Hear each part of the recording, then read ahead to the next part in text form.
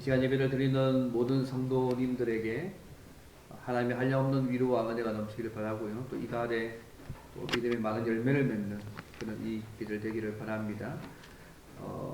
여호수아 리프맨이라는 사람이 쓴 소설 가운데요, 마음의 평안이라는 그런 소설이 있습니다. 그 소설에 나온 이야기인데, 젊은 청년이 어느 노인을 찾아가서 자기 소원을 부탁합니다. 그래서 노인이 무엇을 갖기를 원하느냐고 그렇게 물었습니다. 첫째는 건강이고, 둘째는 재물이고, 셋째는 미모고, 넷째는 재능이고, 다섯째는 권력이고, 여섯째는 명예라고. 그 네 가지 분이 건강, 재물, 미모, 재능, 권력, 명예. 다 갖고 싶다는 얘기죠, 그죠? 그 말 듣고 있던 노인이 말하기를, 여보게 젊은이, 그러나 평안이 없이는 아무것도 즐길 수 없다라는 이야기를 했다는 그 대목이 나옵니다. 이 모든 것이 있다 해도 진정한 평안이 있어야지만 그것을 누릴 수 있다는 소설의 한 대목입니다. 저는 이 이야기를 읽으면서 오늘 세상에서 신자가 또 신자로 살 때, 또 예수 믿는 사람들인 교회로서 살 때 어떤 축복이 우리에게 필요한지를 한번 생각하게 됐습니다. 여러분 어떻게 생각하세요? 내가 신자로서 또 교회로서 우리가 하나님께 주신 사명을 잘 감당하고 나머지 영적 싸움을 잘 싸우면서 그 주신 사명을 잘 감당해서 우리에게 어떤 축복이 필요하다고 생각하십니까? 사실 오늘 본문의 말씀은 그런 내용입니다. 사도 바울이 감옥 안에서 복음 전하다 감옥 안에 갇혀 있는데 예배소를 통해서 계속 얘기했습니다. 우리가 예수 안에서 새로운 사람이 되어졌고, 이제 우리가 날마다 성령 충만해야 되고, 날마다 사탄과 영적인 싸움을 싸우면서 기도해야 하면서 주신 사명을 잘 감당해야 되는데 그걸 쭉 이야기했습니다. 근데 제일 마지막으로 이제 그들을 축복하는 내용들로 오늘 본문의 말씀들을 마무리하고 있습니다. 사실은 오늘 우리가 이 땅을 살아갈 때 동일하게 이 본문의 축복의 말씀이 저는 우리에게 필요하다고 생각해서 오늘 본문의 말씀을 잡았습니다. 벌써 2023년 한 해가 이제 한 달하고 한 두 정도 남아있는 상황이잖아요. 그래서 감옥에 갇혀있는 사도 바울이 에베소 교회를 향해서 축복하는 이 내용을 살피면서 오늘 우리가 이 땅을 살아갈 때 이 축복이 다시 한번 사모하고 기대돼서 믿음을 누려가는 그런 시간 되면 좋겠습니다. 오늘 본문은요, 기도가 아닙니다. 이렇게 되면 좋겠다는 기도의 내용이 아니고 사실 축복입니다. 축복은요, 하나님의 약속이고 그것을 믿음으로 받아들일 때 우리의 삶 가운데 누려지는 부분입니다. 그래서 감옥에 있는 사도 바울이 예배소 교회를 향해서 하나님의 축복을 보면서 세 가지를 이야기합니다. 그러면 사도 바울이 복음 때문에 갇혀 있으면서 예배소 교회들에게 준 하나님의 축복이 뭘까요? 첫째는요, 하나님과 예수님을 통해 주어지는 평화를 누려야 한다는 것입니다. 사실 본문에서는요, 여기 축복이 뭐냐, 쉽게 하면 평화가 있게 해달라는 것입니다. 원문에 보면요, 이 평화란 말이 제일 먼저 나와 있습니다. 강조하고 있다는 얘기죠. 여기서 이게 오늘 본문에는 평안이라고 되어 있지만 사실은 평안을 포함한 평화입니다.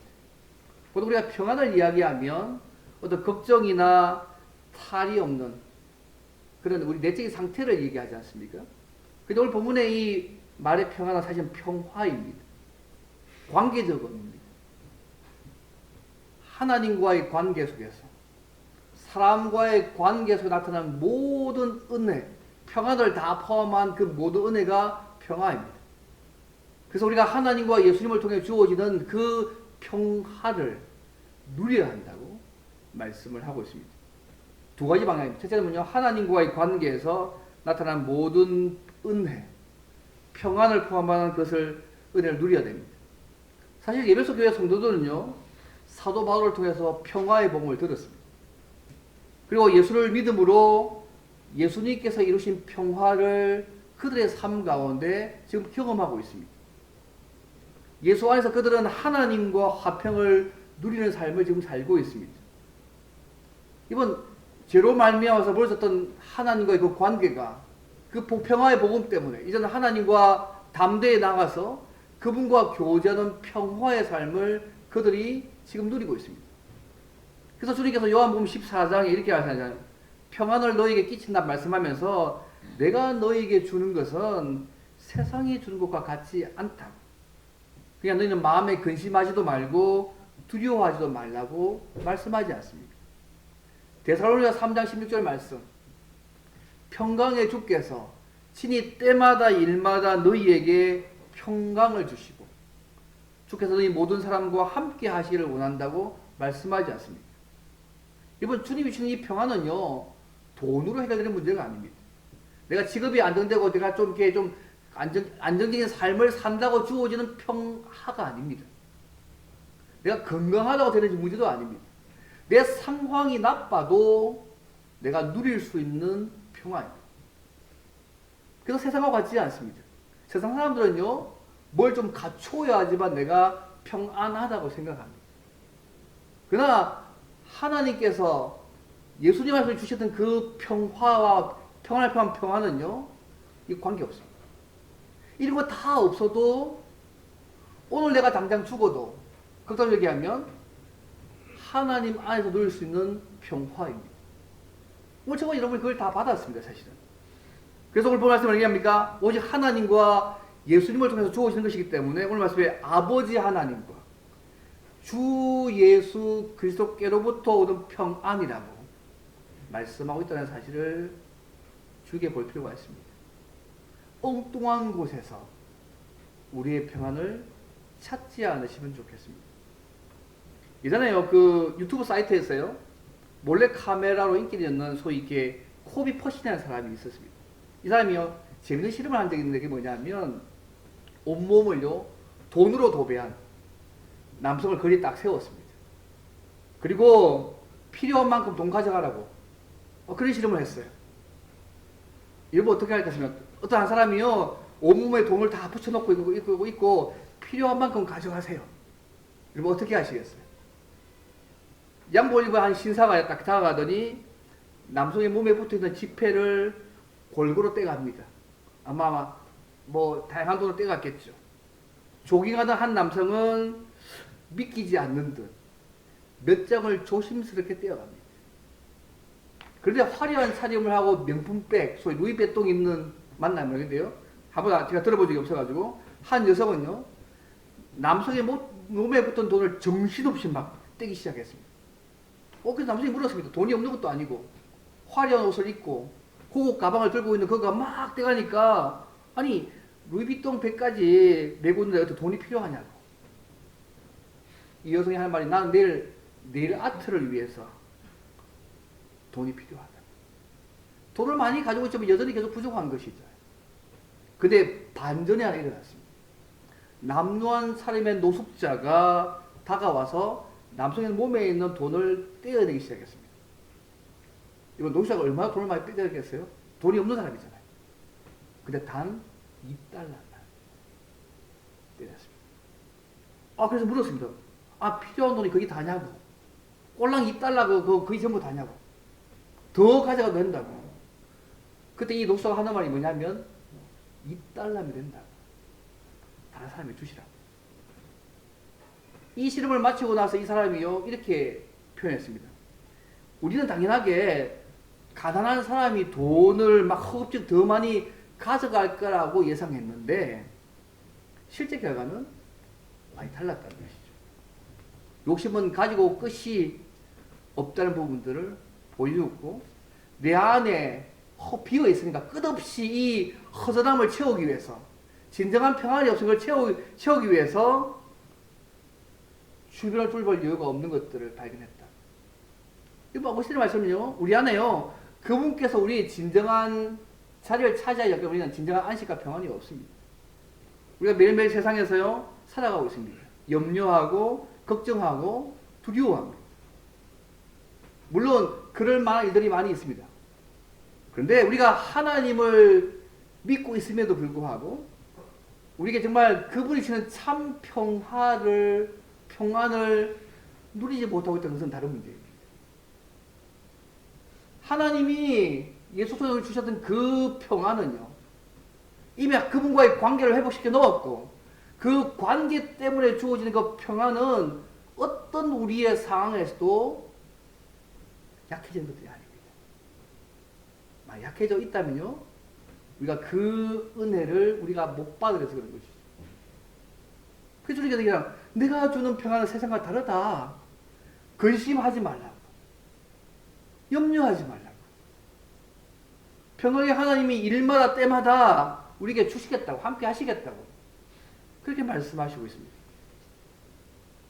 실제 우리의 삶 가운데요, 주님께서 이렇게 이뤄놓으셨던 십자가를 통해서 완벽한 평화를 이루셔가지고 우리가 평안의 삶을 살 수 있도록 주셨는데, 세상에서 육신을 살아가고 있는 우리의 성도들은요, 또 우리의 삶을 볼 때 그 평안을 완전히 누리지 못할 때가 많은 것 같습니다. 자꾸 우리가 아직 이걸 무너뜨리는 요소가 많잖아요. 때로는 우리의 허물과 죄들이, 때로는 우리의 여러 가지 상황들, 막 문제들이 계속 꼬여가고, 내가 원하는 일이 풀려가지 않고, 때로는 질병의 문제가 주어지기도 하고, 또 때로는 하나님을 온전히 믿지 못해가지고 이런저런 이유들로 예수님 통해서 하나님과 완벽한 평안을 주셔서 진정한 평안을 누리게 만들어 놓으셨는데, 그것이 우리의 삶 가운데 깨어지고 무너지고 누리지 못할 때가 많은 것이죠. 사랑하는 여러분, 우리의 어떤 환경과 상황도 우리 그리스도 예수 안에 있는 사랑에서, 하나님과 예수님을 통해 주신 그 평화에서 끊을 수 없다는 사실을 잊지 않으시면 좋겠습니다. 제 말 아니지 않습니까? 로마서 8장의 말씀이잖아요. 8장 35, 37절. 누가 우리를 그리스도의 사랑에서 끊으리요? 환난이나 공고나 박해나 기근이나 적시나 위험이나 칼이나 등등 많은 거잖아요. 그러나 이 모든 일에 우리를 사랑하시는 이로 말미암아 우리가 넉넉히 이긴다. 저는 이 고백이 우리 고백이 되면 좋겠습니다. 사도 바울 말의 고백이 아니고 예수 믿는 모든 사람들, 예수를 통해서 하나님과의 진정한 평화를 관계를 갖고 그 평화를 누리는 사람들만이 고백하는 그 고백이 오늘 우리의 고백이 되면 좋겠습니다. 우리 찬송가가 이렇게 고백하지 않습니까? 469장 말씀에 구름의 평화로라도, 오늘 김상호 목사님 부르시지 않습니까? 하늘 위에서 내려온다. 그 사랑의 물결이 영원토록 우리의 영혼을 덮어서라고. 찬송가 후렴에 그렇게 고백하지 않습니까? 찬송가 408장, 나 어느 곳에 있든지 1절 가서 보면 나 어느 곳에 있든지 늘 마음이 평하다.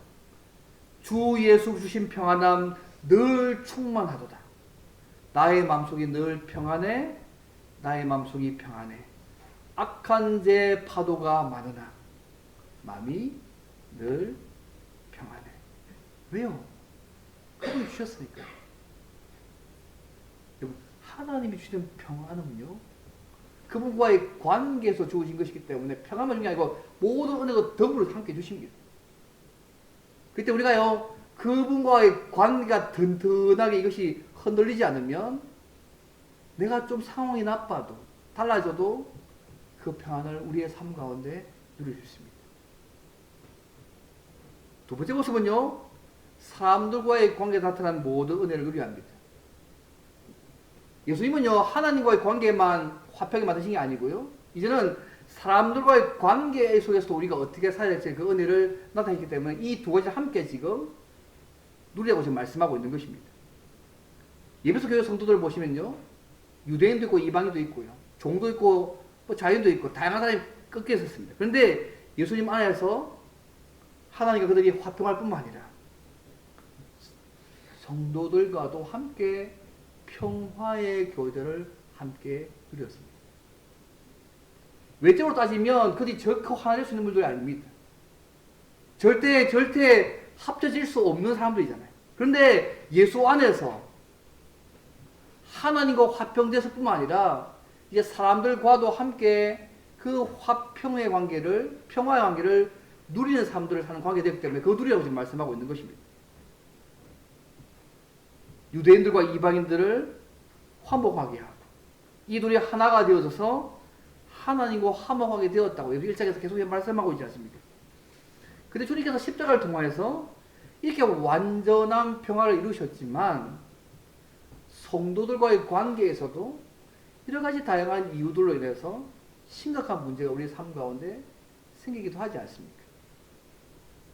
하지만 교회는요, 예수 믿는 사람들은 평화의 공동체를 계속 이루어 가야 되고요. 세상을 향해서 하나님의 평화를 드러내는 그 사명들을 우리의 모습을 통하여서 감당해야 합니다. 이 사명을 위해서 하나님과 누리는 평화가 더 깊어져야 되고 성도들과 나누는 그 평화의 교제가 더 온전해져야 합니다.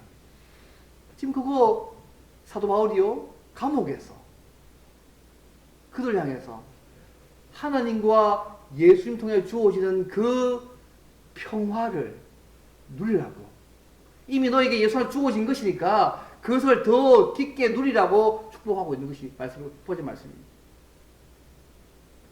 바울이 에베소 교회의 평화가 이번 축복하는 거, 하나님과의 관계에서 예수 안에서 한 가족된 성도들과의 관계 주시는 그 넘치는 복이 있도록 지금 축복하고 있는 것입니다. 그래서 하나님과 예수님을 통해서 성도들이 평안을 더 온전하고 풍성히 체험하고 누리게 해달라고 지금 축복하고 있습니다. 우리가 하나님과 더 온전한 평화를 누리면요, 우리 속에요 깊은 평안과 함께 그분 주시는 은혜를 누리게 될 것입니다. 그분과 주시는 날마다 은혜들이 얼마나 크대요. 평안 하나뿐인 거 아니잖아요. 얼마나 많은데요. 그걸 누리게 될 것입니다. 또 성도들과 더 온전한 교제를 가짐을 통하여서 위로와 복을 누리고 하나님을 누리는 복들을 우리의 삶 가운데 누리게 될 것입니다. 사랑하는 성도 여러분, 세상의 혼란함과 상황과 환경에 동요되지 말고 하나님이 주시는 평안들을 늘 가지시면 좋겠습니다. 엉뚱한 곳에서 하나님과 예수님 주시는 평안들을 찾지 않기를 바랍니다. 어떤 상황에서도 하나님과 예수님을 통해 주어지는 모든 은혜, 평강을 포함한 모든 은혜를 날마다 풍성히 누리시기를 바랍니다. 하나님과의 관계에서 날마다 그분과 날마다 교제하면서 진한 사랑의 관계를 가지면서 넘치는 복과 평안들을 누리시기 바랍니다. 이미 예수 안에서 누릴 자격들을 주셨지 않습니까? 누리십시오. 저도 머무르지 않습니다. 이미 주신 거 풍성히 더 깊게 누리십시오. 동시에 성도들과도 교제하면서 그런 넘치는 위로와 복들을 날마다 서로 누리시기를 바랍니다. 감옥에 갇혀있는 바울이요 지금 에베소 교회를 향해서 이러한 평화를 누리도록 축복했다는 사실들을 여러분 기억하면 좋겠습니다. 그럼 그가 감옥에 갇혀서 이런 평화를 누리고 있었을까요? 누렸죠. 자기도 누리고 있으면서 에베소 교회를 성도를 향해서 너희들도 하나님과 예수를 통해 주는 이런 평안을 누리라 말씀하고 있는 것입니다. 하나님께서는 예수님 안에 이루신 모든 구원의 은혜를 우리가 누릴 수 있도록 우리를 교회 안에 두셨다는 사실을 잊지 않으시면 좋겠습니다. 옆에 있는 여러분들이요, 한 분 한 분이 보통 분들이 아닙니다. 하나님이 예수님 안에 주신 그 은혜를 우리가 누릴 수 있도록 주신 분들이 그분들입니다. 특별히 성도들과 교제하면서 그분의 목숨과 지불해서 사신 그 성도들과 교제하시면서 우리의 교회 생활을 통해서 누리는 복들 풍성히 누리시면 좋겠습니다. 그래서 우리가 서로 평화로운 관계들 속에서 서로 믿음을 격려하고 위로하고 도움이 필요할 때는 하나님의 사랑으로 도와줌으로 이러한 평화를 많이 누리는 저와 여러분 되시기를 주를 바랍니다. 이 첫 번째입니다. 이 사도 바울이 첫 번째 예배소교라는 축복이었습니다. 그러면 사도 바울이 두 번째 예배소교에 보신 두 번째 축복이 무엇일까요? 믿음을 겸한 믿음에 근거한 사랑의 삶을 살아야 한다는 것입니다. 믿음을 겸한 사랑이 있도록 축복했습니다. 이 사랑은 항상 하나님과의 관계에서 또 사람과의 관계에서 나타나게 되어 있습니다. 우리가요 하나님께 대한 사랑이라든지 형제에 대한 사랑이라든지 이웃에 대한 사랑은요 항상 하나님께 대한 믿음과 관련된 사실을 잊지 않으시면 좋겠습니다. 하나님을 사랑하는 사람은요 이웃을 사랑하게 되어 있습니다. 하나님을 사랑한다고 말하면서 성도들을 사랑하지 않거나 이웃을 사랑하지 않는다면 그 사랑은 하나님과 예수님께서 나온 사랑의 삶을 살고 있다고 말할 수 없습니다. 그것이 요한일서 내용 아닙니까? 그래서 바울은 믿음을 겸한 사랑의 그 삶을 살라고 축복하고 있습니다. 이번 사랑은요, 하나님을 믿는 믿음과 다 결합되어 있습니다. 믿음의 표현으로 나타나는 게 사랑입니다. 그분께서 우리를 예수님 앞에서 어떻게 사랑하셨는지를 알고 나면요, 그죠? 그분의 목숨값 지불하신 거잖아요. 우리를 하나님과 사랑의 관계에 만드시기 위해서 그분은 자신의 목숨값 지불하셨습니다. 우리가 얼마나 엄청난 가치의 사랑을 받은 걸 알고 있으면 그것을 받아들이는 데부터 우리 삶이 시작되지 않습니다. 그래서 그 하나님의 사랑을 깨달은 사람들은요, 그분에 대한 믿음에 대한 반응으로 하나님의 사랑에 대한 응답으로 하나님을 사랑할 뿐만 아니라 성도들을 사랑하게 되어 있습니다.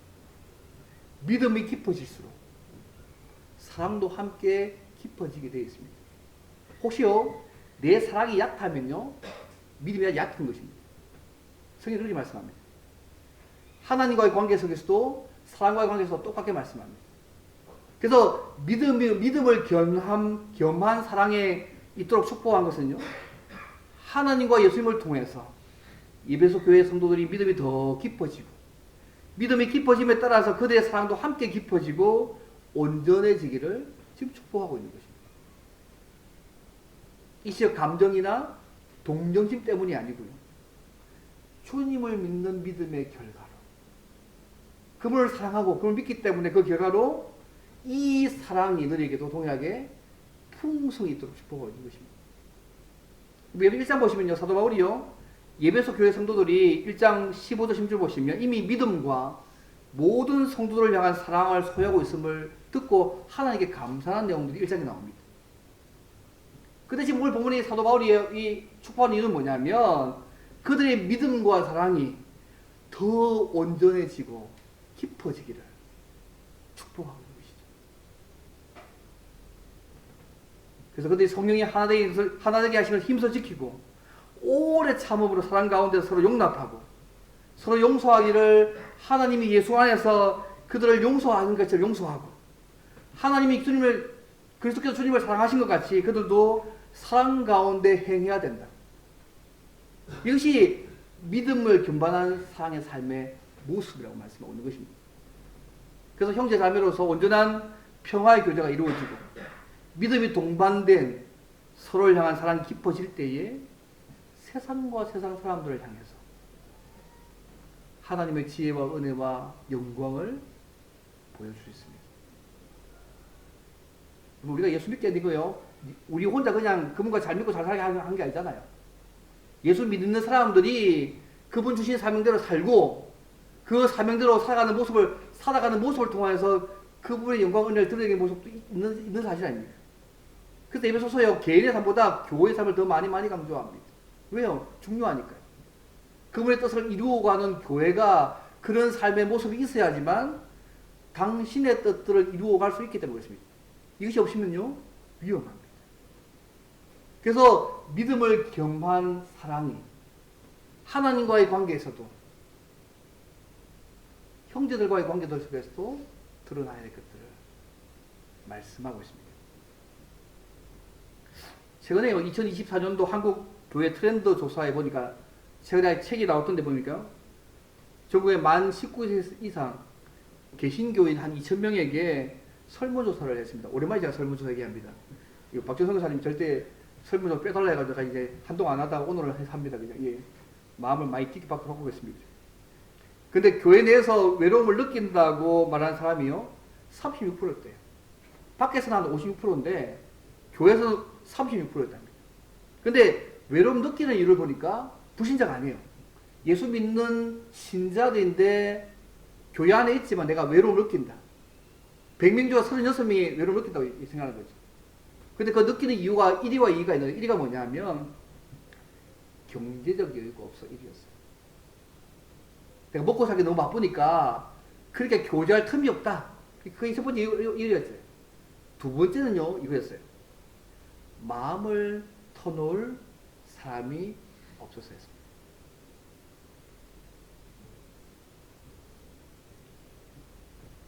하나님께서 예수님을 통해 주시는 예수 믿는 사람들이요, 이런 평화의 사랑의 교제가 충만하지 않으면 그분의 뜻들을 이루어가는데 위험합니다. 저는 이 통계 보면서 신자들이 이렇게 생각한 거잖아요. 불신자가 아니고. 그래서 오늘 우리는 어떨까? 나는 어떨까? 다시 한번 생각하게 되었습니다. 이미 주님의 엄청난 사랑을 받은 자로서 주님을 사랑할 뿐만 아니라 주님이 사랑하시는 사람들을 사랑해야 될 우리가 어떻게 더 따뜻하고 또 사랑과 교제를 하도록 해야 되지 않을까 부분을 다시 한번 돌아보게 되었습니다. 사랑하는 성도 여러분, 하나님과 예수님을 통해서 우리의 믿음과 사랑이 더 깊어져서 하나님을 향한 사랑도 다른 사람을 향한 사랑도 더 깊어지는 삶들을 살아가시길 바랍니다. 그래서 믿음이 동반된 사랑을 더 진하게 살아가면 좋겠습니다. 주님께서 우리를 사랑하시고 용서하신 것처럼 형제들을 온전히 사랑하고 용서하는 삶이 우리에게 넘치시기를 바랍니다. 그러나 이런 믿음을 겸한 사랑을 통해서 세상 사람들에게 하나님의 사랑과 은혜를 드러내는 통로로서 우리 모두 다가 우리 알라 하나 교회가 귀하게 사용되어지기를 주님으로 바랍니다. 이 두 번째 축복이었습니다. 마지막 세 번째요. 하나님과 예수님을 통한 평안의 삶을 누리고 믿음을 겸한 사랑의 삶을 살기 위해서 마지막 세 번째로 하는 축복이 있습니다. 그게 뭐냐면 하나님이 베푸시는 은혜를 누려야 합니다. 그 세 번째였습니다. 그 24절 말씀 보시면 쭉 나와 있습니다. 24절부터 이렇게 말씀하지 않습니까? 우리 주 예수 그리스도를 변함없이 사랑하는 모든 자에게 무엇이래요? 은혜가 있을지어다. 은혜가 있도록 축복했습니다. 원문에 보면 이 은혜란 말이 제일 먼저 앞에 나옵니다.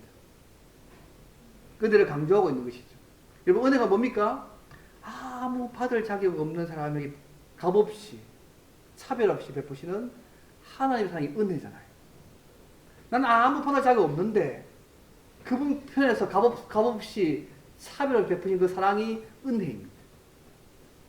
그래서 이 은혜는요, 우리가 구원받을 때에도 필요하지만 구원받고 난 이후에도 여전히 우리의 삶 가운데 필요한 요소입니다. 어쩌면 주님 나라 갈 때 계속해서 이 은혜가 필요합니다. 이 은혜가 없이는 앞에 두 가지의 삶을 살아갈 수가 없습니다. 하나님과 예수님을 통해 주어지는 참 평화에 주어지는 그 평안의 삶, 믿음을 겨는 사랑의 삶들을 이 은혜가 없이는 전혀 살아갈 수 없기 때문에 마지막 은혜를 지금 이야기하고 있는 것입니다. 여러분, 히브리서 4장 16절 말씀 기억나세요? 사도 바울이 그죠? 때를 따라 돕는 은혜를 얻기 위하여서 은혜의 보좌 앞에 담대히 나아가야 된다. 때를 따라 돕는 은혜. 주님 나라 갈 때 계속 필요한 겁니다. 주신 사명을 감당할 때도 은혜가 필요하지만 계속해서 하나님의 은혜가 없이는 우리가 이러한 삶을 살아갈 수 없다고 지금 축복하고 있는 것입니다. 오늘날 우리는 여러 가지 사건과 사고를 만날 때가 많지 않습니까? 질병의 문제로 고통당할 수도 있고요. 때로는 자녀들의 문제로, 경제적인 문제로 고통을 당할 수도 있습니다. 이 세상에 우리의 능력과 지혜로 안 되는 일이 너무너무 많이 있습니다.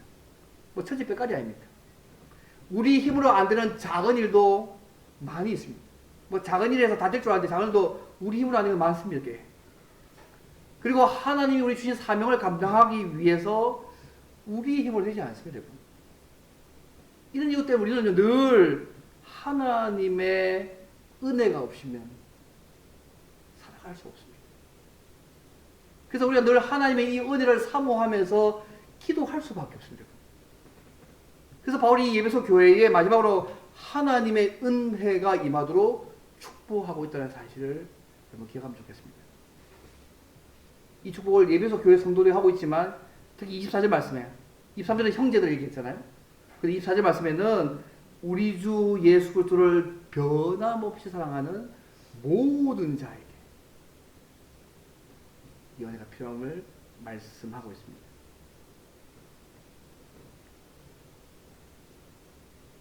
주님 나라 갈 때 은혜가 필요하고요. 또 우리가 변함없이 진실한 마음으로 주님을 사랑할 때에 또 하나님께서 은혜를 베푸어 가신다는 말씀이기도 합니다. 특별하게 그죠? 변함없이 주님을 사랑하는 자에게 이 은혜가 넘치면 좋겠다. 요 앞에 사람 구성을 그냥 모두에게 준 것이 아니고요. 변함없이 주님을 사랑하는 자들에게 이 하나님의 은혜가 주어지면 좋겠다. 하나님 은혜로 구원받았고 또 주의 은혜로 그냥 주님을 사랑하고 있지만 계속해서 그 삶을 살아가는 자들에게 그 은혜를 주시도록 축복하고 있다는 사실을 여러분 기억할 필요가 있습니다. 우리가 주님에 대해서 가져야 할 우리의 모습이 중요한 게 뭘까요? 변함없이 그 주님 사랑하는 거 아닙니까? 맞죠? 십계명의 제일 밑에 나와 있는 핵심이 뭐냐면 사랑이지 않습니까? 그분을 사랑하기 때문에 그 모든 거 하는 거잖아요.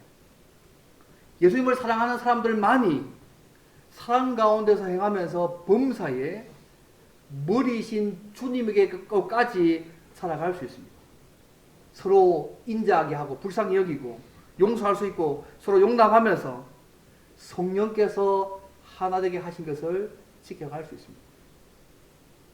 하나님의 은혜가 없이는 아무도 예수님을 영원히 사랑할 수 없습니다. 여러분 그렇지 않던가요? 형제자매를 온전히 사랑하거나 용납할 수도 없습니다. 이것도 하나님의 은혜가 필요합니다. 많이 필요합니다. 우리가 구원받았다고 해도 육신을 가지고 이 땅에 살 동안에는 자주 넘어지고 실패하지 않습니까? 우리 개인의 삶도 마찬가지고 때로는 교회의 삶도 마찬가지고 때로는 어떤 예수 믿는 사람의 기관 단체도 마찬가지지 않습니까? 넘어지고 실패하고 실수하고 많이 하지 않습니까? 그래서 하나님께서 은혜를 붙들지 않으시면 어떤 것도요 바로 설 수 없습니다. 그래서 우리의 모든 삶이 하나님의 은혜로 시작해서 하나님의 은혜로 마칠 수밖에 없습니다. 그래서 사도들이 그렇게 고백하지 않습니까? 내가 많은 노력하고 애썼지만 이 모든 것은 하나님의 은혜 때문이야. 은혜 때문에 여기까지 왔다고 얘기하지 않습니까? 바울이 왜 이런 표현을 할까요? 특별하게 그냥 하나님의 은혜가 있을 거라고 하면 좋을 건데 그냥 우리 예수 그리스도를 변함없이 사랑하는 모든 자에게 은혜가 있을 거라고 특히 말하는 이유가 뭘까요? 우리가 하나님 앞에 서는 그날까지 변하지 않고 진실되게 주님을 사랑해야 한다. 또 동시에 그렇게 사랑하는 자에게 하나님의 은혜가 계속 주어질 것이다. 이 축복에 담겨져 있습니다. 그래서 바울이 에베소 교회 성도를 향해서 하나님과 예수님을 통해 주어지는 평화, 믿음을 겸비한 사랑, 예수님을 변함없이 진실한 마음으로 사랑하는 자를 주신 이 은혜가 있도록 그들을 축복하고 있는 것입니다. 여러분 이 은혜 아무에게나 내버리지 않습니다. 그래서 오늘 이 말이 들리라고 주님을 변함없이 사랑하고 섬기는 자들에게 이 복이 임하도록 축복하고 있음을 또 기억하실 필요가 있는 것 같아요. 그래서 우리가 어떤 상황과 환경 속에 있다 할지라도 은혜로 변함없이 진실함으로 그 주님을 사랑하는 성도들이 되기를 바랍니다. 그래서 하나님 주시는 그 평화와 믿음을 겸비한 그 사랑과 은혜를 날마다 더 풍성하게 우리는 저와 여러분 되기를 바랍니다. 잠깐 이야기만 하고 마치겠습니다. 제가 시계 보고 있습니다. 토레이 목사님한테요. 오늘 여자 성도 한 분이 찾아왔습니다. 상담하기를 목사님 저는 예수님 바로 믿고 싶습니다. 좀 더 뜨겁게 믿고 싶고 은혜가 충만한 가운데 살고 싶습니다. 그래서 부흥회도 여러 번 다니면서 예를 쓰는데 은혜가 오지 않습니다. 뜨거운 은혜 속의 삶을 살아가야 되는데 왜 어떻게 하면 좋겠습니까? 재밌는 질문 아닙니까? 그죠? 저도 어떻게 대답할지 모르겠어요. 이때 목사님이 말씀합니다. 당신 뭐라고 기도합니까? 기도 제목이 저는 많습니다. 그래도 아마 늘 기도하는 건 하나님이 아마 다 들으셨을 텐데 이제부터는 딱 한 가지만 기도하십시오. 그게 뭡니까 목사님? 하나님 나 자신을 알게 해주세요. 내 자신을 똑바로 알게 해달라고 이 기도 하나만 하라고 주문했습니다. 그냥 그대로 순종합니다. 하나님 내 자신을 알게 해주세요. 내 자신을 바로 보게 해달라고 날마다 기도했습니다. 그 하나님께서 응답해 주시는데요. 하나님의 거룩한 영광 속에서 자기 모습을 보게 만든 거죠. 마치 이사야 선지자가 보았던 그 천사처럼 그렇게 보게 만든 것이죠. 얼마나 추하고 더러운지 머리끝부터 발끝까지 성한 곳이 없었다는 거죠. 시기하고 질투하고 명예심 많고 욕심 많고 게다가 거짓도 많고 너무너무 더럽고 추해가지고 고개를 들 수가 없었던 거예요. 그러니까 남편 봐도 남편 볼 수도 없고요. 부끄러워서 아이들을 대할 수가 없었다는 거죠. 다시 목사님께 옵니다. 목사님, 이제 너무 창피해가지고 살 수가 없습니다. 내가 어떻게 하면 좋겠습니까? 그러면 다음 기도를 하세요. 십자가를 알게 해주세요. 십자가의 은혜를 알게 해달라고 기도하라고 요청했습니다. 그리고 날마다 십자가를 생각하라. 그래서 이분이요, 이 기도 제목을 날마다 기도합니다. 십자가를 알게 해주시고, 십자가의 은혜를 알게 해주시고, 날마다 십자가 생각하면서 이렇게 기도합니다. 그러니까 하나님께서 그 마음속에 이미 알고 있는 십자가지만, 그 십자가의 부분들을 그의 마음속에 주시고요. 그 자신을 위해서 피 흘려 가시는 그 주님의 모습들을 다시 한번 깨닫게 하시고 보여주시고, 동시에 내가 너를 사랑한다고 하는 그 음성들을 듣고 뜨겁게 감격했습니다.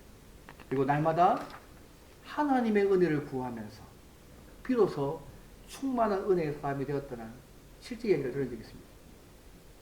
사랑하는 성도 여러분, 우리가 이 땅의 신자로서 교회로서 하나님이 주신 사명을 붙들고 살기 위해서, 이루며 살기 위해서는 하나님이 주시는 평화하면 평화가 필요하고, 믿음을 향한 사랑이 필요하고, 믿음도 필요하고 사랑도 필요하고 은혜가 필요합니다. 그래서 예수님을 통해 주셨던 하나님과의 평화의 관계 속에서 날마다 하나님과 교제하면서 넘치는 복과 평안들을 날마다 찌다기자게 누리시면 좋겠습니다.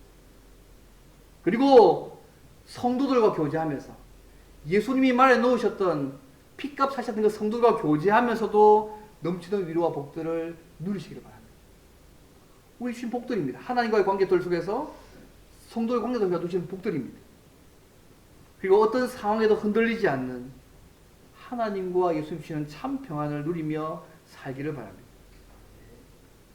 우리가 하나님과 누리는 평화를 더 온전히 깨닫고 체험할 수 있도록, 모든 성도들이 서로 온전한 평화의 교제를 나눌 수 있도록 날마다 이것을 사모하면서 하나님께 은혜를 구하시기를 바랍니다.